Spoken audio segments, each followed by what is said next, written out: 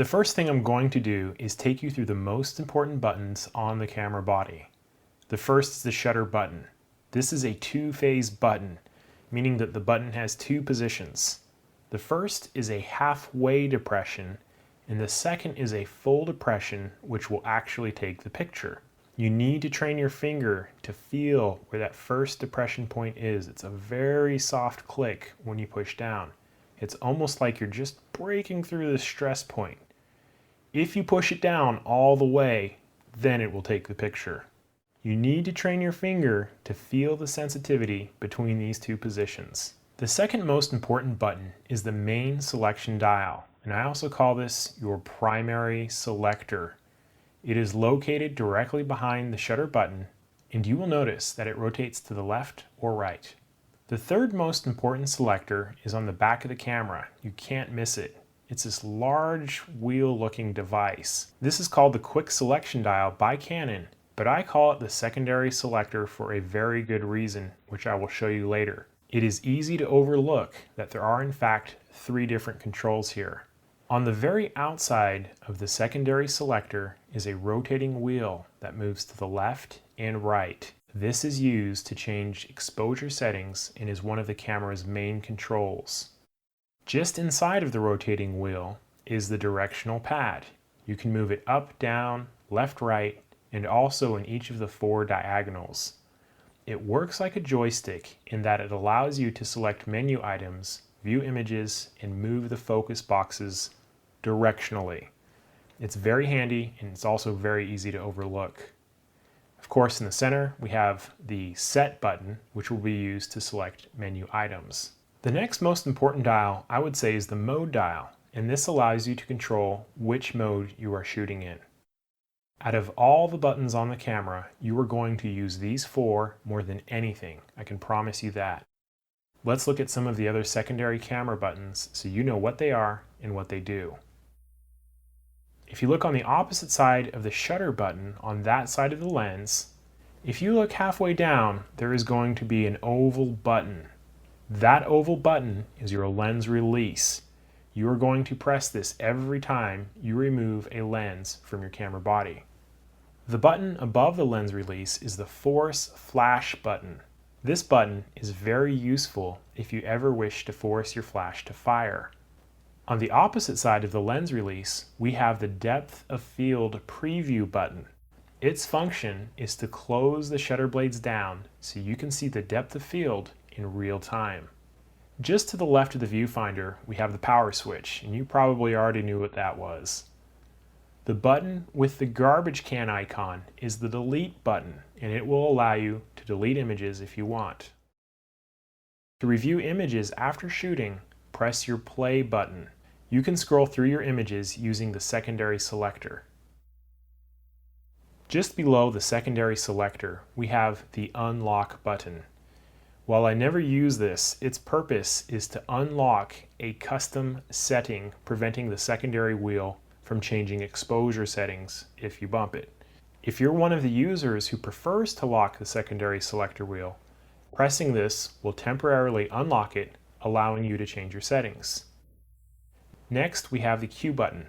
This will allow you to select and make changes to your camera settings on your main screen. The menu button is a very important button and you're going to be using it often.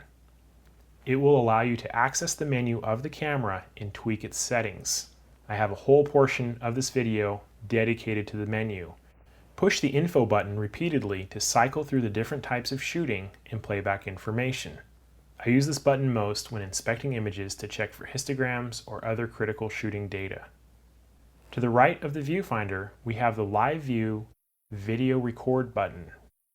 If you are in any regular photography mode, this button will activate Live View, which allows you to preview the shot with your main screen instead of looking through that smaller viewfinder. If you are on the video shooting mode, this button will start and stop video recording. We will be talking in depth about live view and video shooting a little bit later.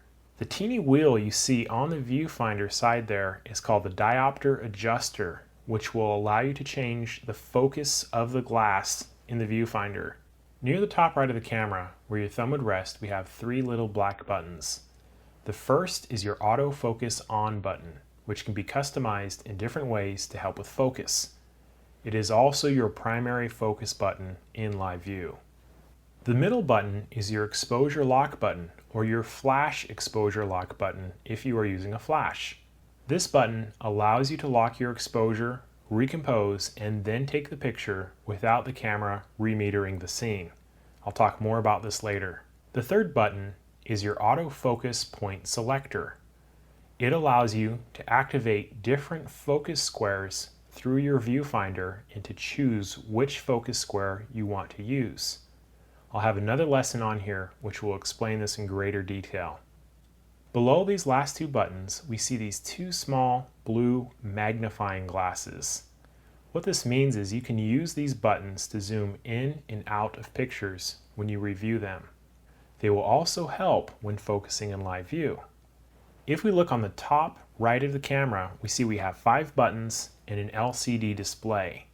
The LCD is going to show critical shooting information such as your shutter speed and your aperture, your ISO, things of that nature.